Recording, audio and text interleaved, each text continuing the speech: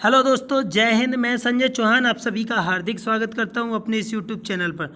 दोस्तों, हम हिंदी की क्लास ले रहे थे और लगातार उसी क्रम में हमारी कक्षाएं चल रही हैं। नेक्स्ट जो हमारा टॉपिक है आज का वो रहेगा लिंग या जेंडर। हम इसमें वचन की भी बात करेंगे, नंबर्स की भी बात करेंगे, लेकिन उससे पहले जानेंगे कि लिंग आखिर जेंडर क्या होते हैं। दोस्तों, इससे पहले कि आज के सेशन की शुरुआत करें, आपको बता दें, यदि आप हमारे चैनल पर नए हैं और आपने हमारे चैनल को अभी तक अगर सब्सक्राइब नहीं किया है तो प्लीज़ सब्सक्राइब कर लें और हाँ, बेल आइकन को दबाना ना भूलें, जिससे हमारे द्वारा कोई भी अपलोड किया गया वीडियो की नोटिफिकेशंस आपको मिल जाए। तो दोस्तों, आइए शुरुआत करते हैं आज के अपने इस टॉपिक की। लिंग की बात करते हैं। आज हम पढ़ेंगे लिंग यानी जेंडर। जब कभी हम लिंग या जेंडर की बात करते हैं, इसका मतलब है एग्जाम में एक या दो क्वेश्चन इससे पूछे जाते हैं। अक्सर एग्जाम में एक क्वेश्चन तो कंफर्म आता है। हिंदी के किसी भी पेपर में, जिस भी एग्ज़ाम में हिंदी आती है, उसमें लगभग एक क्वेश्चन तो हमेशा आता ही है। तो आइए हम देखते हैं कि लिंग आखिर होता क्या है। जैसा कि यहाँ लिखा है कि संज्ञा के जिस रूप से किसी स्त्री या पुरुष जाति का बोध होता है उसे लिंग कहते हैं। जैसे आप देखेंगे राधा, तो राधा जैसी कहा हमने तो आपको संज्ञा है राधा, तो संज्ञा से आपको पता लग गया है राधा क्या है, लड़की है। तो लड़की जाति का इससे बोध होता है, इसलिए क्या है, ये स्त्रीलिंग है। पुल्लिंग होगा, किसी का नाम राम है तो वो पुल्लिंग है। लेकिन आखिर एक पहचानते कैसे हैं कि ये स्त्रीलिंग है, ये पुल्लिंग है, इस चीज़ को हमें समझना होगा। लिंग के बारे में और जानने को, उसके लिंग संस्कृत भाषा का शब्द है। इसका शाब्दिक अर्थ होता है चिन्ह या निशान, या जिससे हम पहचान करते हैं उस चीज़ को कहते हैं। लिंग के दो भेद होते हैं, स्त्रीलिंग सामान्यतः हिंदी में और पुल्लिंग। सामान्यतः हिंदी में दो भेद होते हैं, स्त्रीलिंग और पुल्लिंग। कहीं कहीं एक तीसरे लिंग का प्रयोग भी देखने को मिलता है, जिसे उभय लिंग या कॉमन जेंडर कहा जाता है। लेकिन इन दोनों का महत्वपूर्ण योगदान है, इन्हीं के बारे में हम देखेंगे। अगर कभी भी आपके एग्जाम में ऐसा क्वेश्चन आ जाता है कि लिंग कितने प्रकार के होते हैं, तो आप कहेंगे दो प्रकार के, याद रखना। लेकिन अगर प्रश्न ऐसे आता है कि इनमें से लिंग का भेद है और वहाँ ऑप्शन हो स्त्रीलिंग, पुल्लिंग, उभयलिंग, तो और चौथा ऑप्शन आपका होगा उपरोक्त सभी, तो आप कहेंगे उपरोक्त सभी, क्योंकि उसमें उभयलिंग भी काउंट किया जाएगा। ये आपको याद रखना पड़ेगा, ठीक है। तो हम यहाँ देखेंगे स्त्रीलिंग आखिर क्या होते हैं। स्त्रीलिंग वे होते हैं संज्ञा के जिस रूप से स्त्री जाति का बोध होता है उसे स्त्रीलिंग कहते हैं। अब हम देखेंगे स्त्रीलिंग की आखिर पहचान क्या क्या है।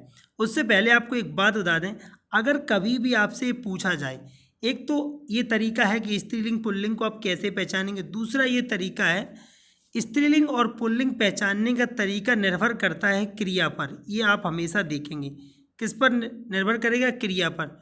कभी भी एग्ज़ाम में एक ऐसे प्रश्न अक्सर आए हैं, कहा गया है पीसीएस में तो कई बार आए हैं, उसमें कहा जाता है कि लिंग का निर्धारण किस आधार पर किया जाता है, तो आप कहेंगे क्रिया के आधार पर। किसके आधार पर, क्रिया के आधार पर लिंग का निर्धारण किया जाता है।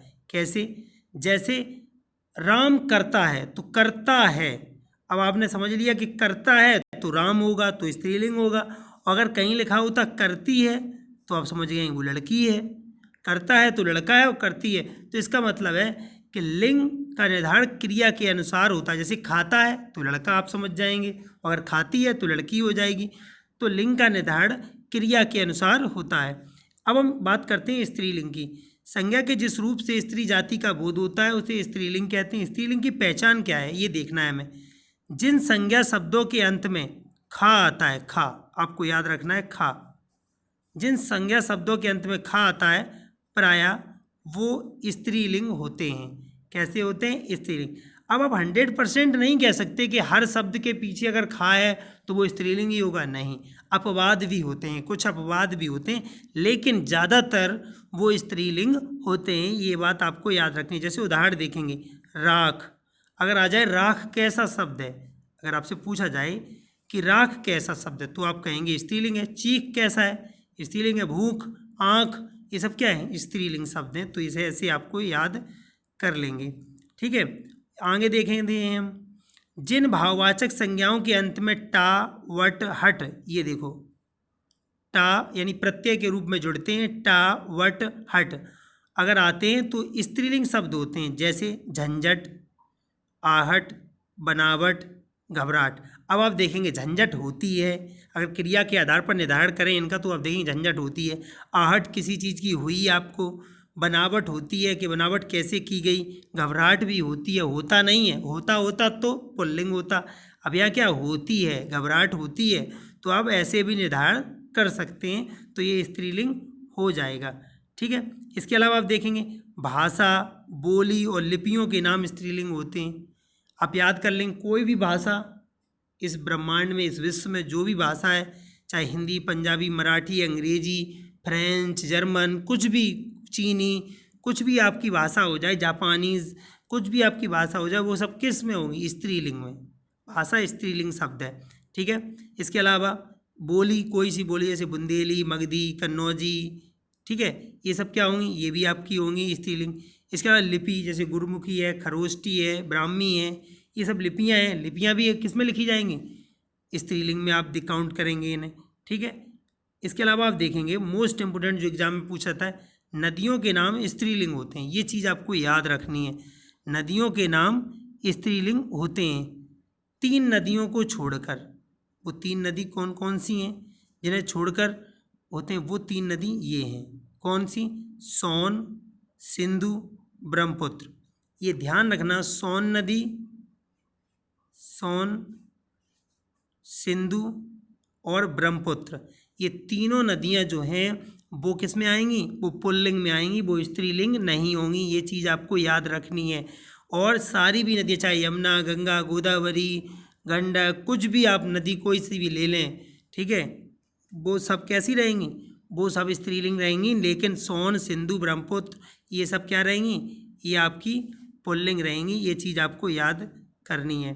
ठीक है, आगे देखते हैं हम, आगे देखते हैं तो यहाँ लिखा है कि तिथियों के नाम पुल्लिंग होते हैं। कोई भी तिथि जो हिंदी में होती है, जैसे कि सप्तमी, पूर्णिमा, अमावस्या, एकादशी, द्वादशी, ये इन सब के नाम कैसे होंगे, इन सब के नाम भी स्त्रीलिंग होंगे।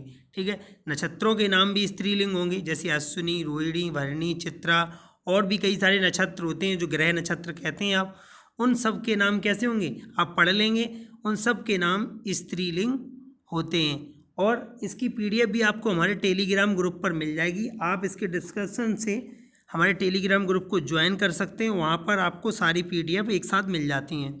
ठीक है, तो आगे हम देखते हैं, जैसे लिखा है, अब कुछ शब्द होते हैं जो नित्य स्त्रीलिंग और नित्य पुल्लिंग होते हैं। नित्य का मतलब होता है हमेशा से, क्या, हमेशा से, यानी इनके ज़्यादातर अगर स्त्रीलिंग होगा तो आपने उसके पुल्लिंग नहीं सुने होंगे, और अगर वो पुल्लिंग होगा तो आपने उसके स्त्रीलिंग नहीं सुने होंगे।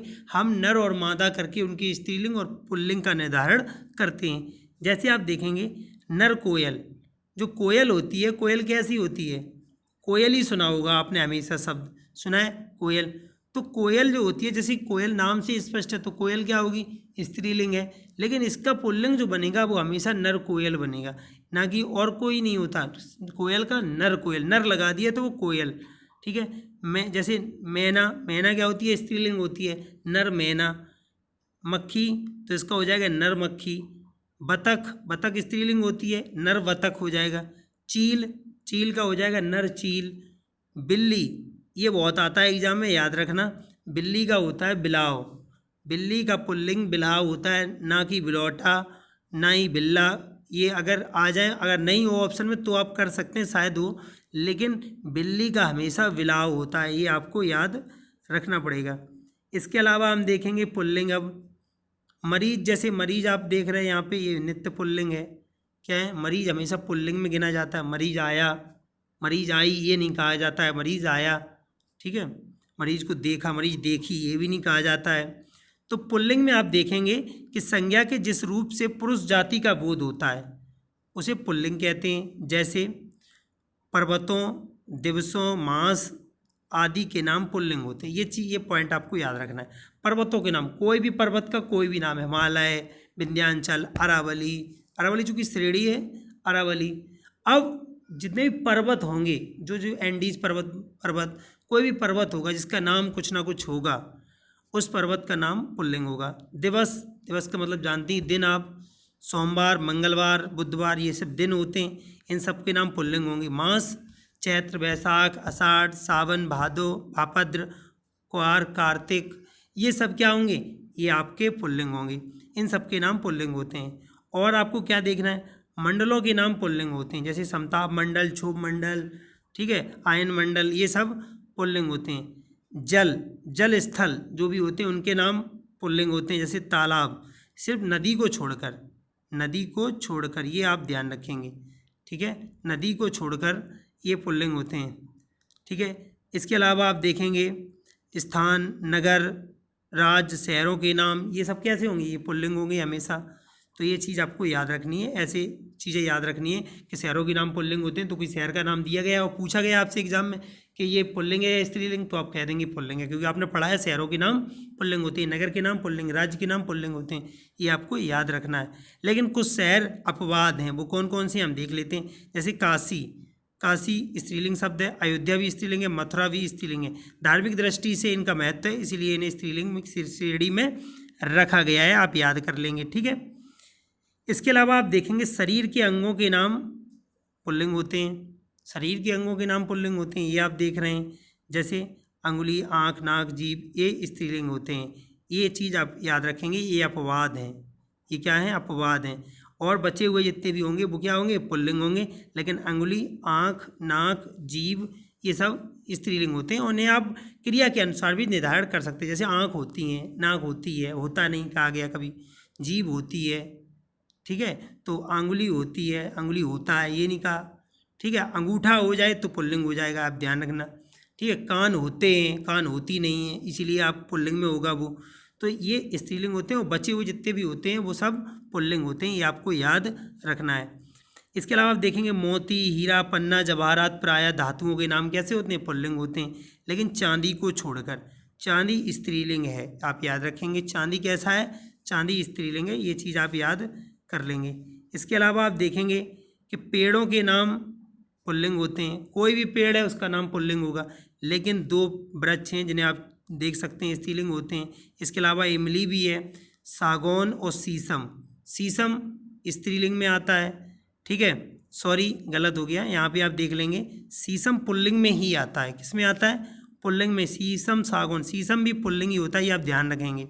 शीशम, इमली को छोड़कर, सॉरी इमली सिर्फ होता है स्त्रीलिंग, ये आप याद रखेंगे, इमली स्त्रीलिंग है। शीशम और सागौन दोनों ही पुल्लिंग हैं।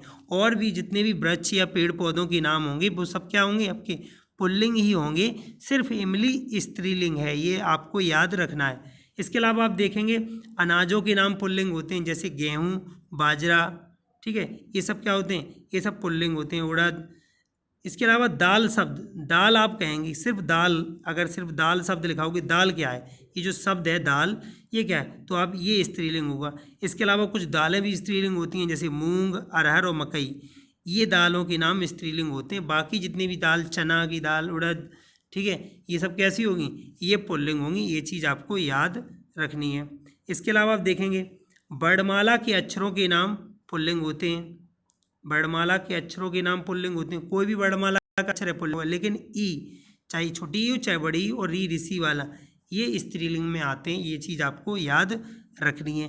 भाववाचक संज्ञा पुल्लिंग होती है ज़्यादातर, जैसे बुढ़ापा, लड़कपन, ये सब पुल्लिंग होते हैं। लेकिन कुछ जिनमें हमने ऊपर रूल पढ़ा था स्त्रीलिंग में कि हट आए, वट आए, जैसे घबराहट, झंझट, ये सब भाववाचक जो संज्ञा होती है ये कैसी होती हैं, ये स्त्रीलिंग होती हैं। ये अपवाद है, चूँकि हिंदी में यहाँ आप अपवाद बहुत देखेंगे, 100% कोई चीज़ नहीं होगी, कुछ उसके ना कुछ अपवाद जरूर मिलेंगे आपको देखने को, तो आप ऐसे याद कर लेंगे। इसके अलावा देखेंगे उभयलिंग शब्द होते हैं, वो स्त्रीलिंग पुल्लिंग दोनों में ही समान रूप से प्रयोग में आते हैं। जैसे किसी भी पद, कोई भी पद है उसका नाम है अगर, तो वो उभयलिंग में आएगा। जैसे मंत्री है, तो मंत्री चाहे स्त्री हो चाहे पुरुष हो, उसके लिए मंत्री शब्द का ही प्रयोग होगा, वो आप कहेंगे पुल्लिंग या स्त्रीलिंग दोनों में आएगा, यानी उभयलिंग होगा। प्रधानमंत्री उभयलिंग, राष्ट्रपति उभयलिंग, कपड़ा उभयलिंग, देश, पानी, आत्मा, ये सब क्या है, ये उभयलिंग है, ये आप याद कर लेंगे। इतने जो शब्द आपको दिख रहे हैं ये सब उभयलिंग हैं, ये आप देख लेंगे, ठीक है।